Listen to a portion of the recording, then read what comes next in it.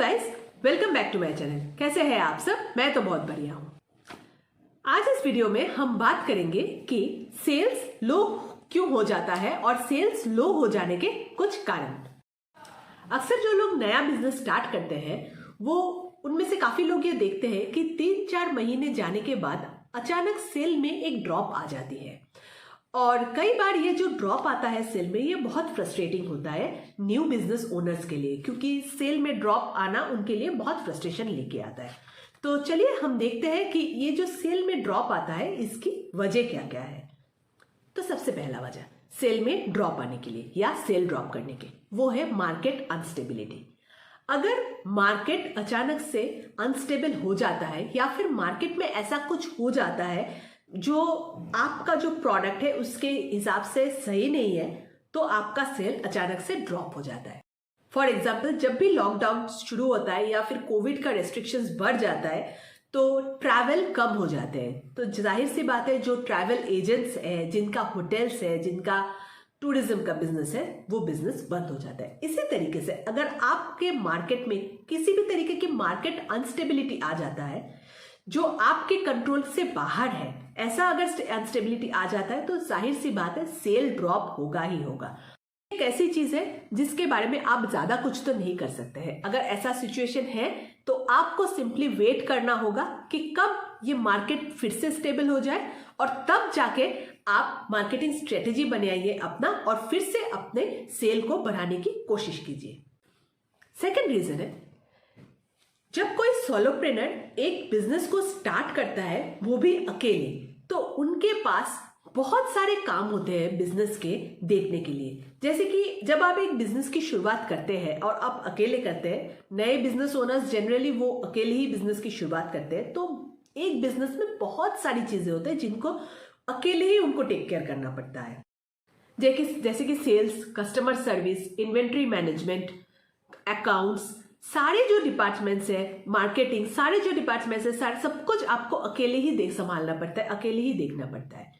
तो इनिशियली जब आप बिजनेस शुरुआत करते हैं तो उस वक्त हालांकि सेल्स कम होते हैं, कस्टमर्स भी कम होते हैं, तो आपके लिए ये सब कुछ अकेले मैनेज कर पाना बहुत आसान होता है। पर जैसे जैसे आपका बिजनेस बड़ा होता जाता है, सेल्स बढ़ता है, कस्टमर्स बढ़ते हैं, इन्वेंट्री बढ़ते हैं, SKU मतलब कि आपका नंबर ऑफ स्टॉक्स बढ़ता है, तो ये काम धीरे धीरे बहुत बढ़ जाता है। और ऐसे में क्या होता है कि जो सोलोप्रेनर होते हैं, जो बिजनेस को अकेले चलाते हैं, उनका ध्यान इन सब चीजों में चले आता है ज्यादा और मार्केटिंग या फिर सेल्स से ध्यान थोड़ा सा हट जाता है।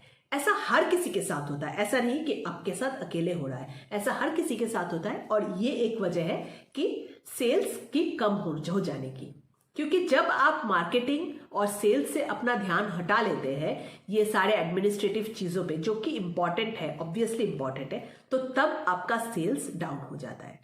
तो अगर ऐसा है तो आप क्या कर सकते हैं इसको रेक्टिफाई करने के लिए? देखिए, कोई भी बिजनेस, कितना भी छोटा बिजनेस क्यों ना हो, जो भी आपका एकदम छोटा बिजनेस भी अगर आपका है तो भी उसमें 4 चीजें इंपॉर्टेंट है। एक हो गया आपका अकाउंट्स आपको दिखता है, ये प्रिलिमिनरी चीज है कि अकाउंट्स कितने पैसे आप लगा रहे हो उस बिजनेस में और कितना पैसा आपका इनकम हो रहा है, ये आपको देखना ही देखना है और ये आपकी प्राइमरी रिस्पॉन्सिबिलिटी है। दूसरा हो गया इन्वेंट्री का मतलब स्टॉक। आप बिजनेस कर रहे हैं तो जाहिर सी बात है आप कुछ बेच रहे हैं, सर्विस भी अगर आप दे रहे हैं तो भी वो सर्विस आप बेच रहे हैं, वो आपका प्रोडक्ट हो गया। तो वो प्रोडक्ट का सप्लाई, माल आपके पास होगा तभी ना आप बेचेंगे, तो वो सप्लाई इंश्योर करना आपके लिए इंपॉर्टेंट है। दूसरा हो गया इन्वेंट्री, इसको आपको ध्यान रखना ही हो गया। थर्ड आपका आ गया आपका कस्टमर एक्विजिशन या कस्टमर मैनेजमेंट, CRM जिसको कस्टमर रिलेशनशिप मैनेजमेंट जिसको हम बोलते हैं। जो आपके कस्टमर्स है, उन जो एग्जिस्टिंग कस्टमर्स है उनके साथ आप क्या करेंगे, कस्टमर एक्टिविटीज आप क्या करेंगे, क्या नहीं करेंगे, ये थर्ड चीज। और फोर्थ आ जाता है मार्केटिंग, यानी कि आप अपने प्रोडक्ट्स को कैसे मार्केट करेंगे पूरी मार्केट में। तो ये 4 डिपार्टमेंट्स, कोई भी छोटा बिजनेस का, आपका जितना भी छोटा बिजनेस हो, ये 4 चीजों का ध्यान आपको रखना है। टाइम मैनेजमेंट कर लीजिए कि कैसे इन 4 चीजों का ध्यान आप रखेंगे, तब जाके आप देखिएगा आप इस प्रॉब्लम से निकल पाएंगे। क्योंकि ये प्रॉब्लम आता है तभी जब आपका ध्यान हट जाता है मार्केटिंग या सेल्स से दूसरे एडमिनिस्ट्रेटिव जॉब की तरफ। अगर पॉसिबल है आपके पार्टनर्स है या फिर आपके घर में कोई ऐसा है जो आपको हेल्प कर पाए, तो आप जो एडमिनिस्ट्रेटिव पार्ट होता है, यानी कि आपका जो अकाउंट्स हो गया या फिर आपका थोड़ा बहुत जो लॉजिस्टिक्स हो गया, ये सब किसी फैमिली मेंबर को डेलीगेट कर दीजिए, तब जाके ये मैनेजमेंट इजी हो जाएगा। प्रॉपर टाइम मैनेजमेंट अगर आप करेंगे और फिर से आप अगर सेल्स और मार्केटिंग की तरफ ध्यान देना शुरू कर देंगे, बिल्कुल पहले की तरह जब आपने बिजनेस स्टार्ट किया था, तो कुछ ही दिनों में आप रिजल्ट्स देख पाएंगे और सेल्स आपका उस जगह पे वापस चले जाएगा।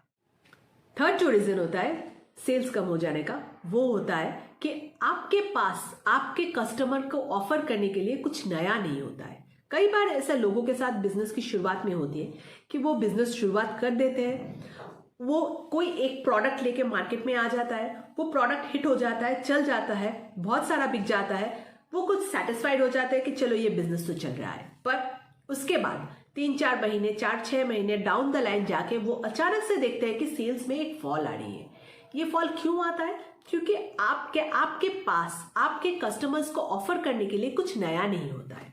इसीलिए हर 3 महीने आपने प्रोडक्ट का रिव्यू कीजिए, देखिए कि आपके पास आपके कस्टमर को ऑफर करने के लिए नया क्या है। थोड़ा बहुत एक्सपेरिमेंट, अगर आपका प्रोडक्ट का सेल्स हाई है, बहुत अच्छा प्रोडक्ट है, फिर भी देखिए कि आप नया क्या कर।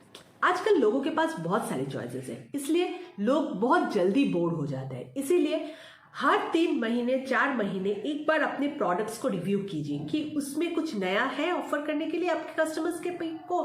तो अगर नहीं है तो ऐसा क्या नया आप कर सकते हैं, इस चीज पे थोड़ा रिसर्च कीजिए।